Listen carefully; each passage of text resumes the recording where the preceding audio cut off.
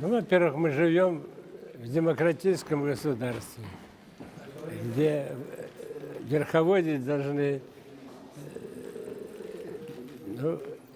люди, уполномоченные народом. Поэтому время от времени приходится власть выбирать. От каждого из нас многое зависит, в том числе и выборы новых властей. Поэтому выборы – это большое хорошее дело. В Старой Руси община выбирала старших. В мусульманских странах хамма, тоже власть выбиралась.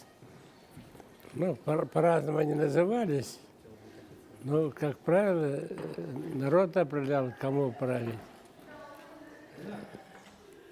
И поэтому я думаю, что этим традициям в России не будем изменять.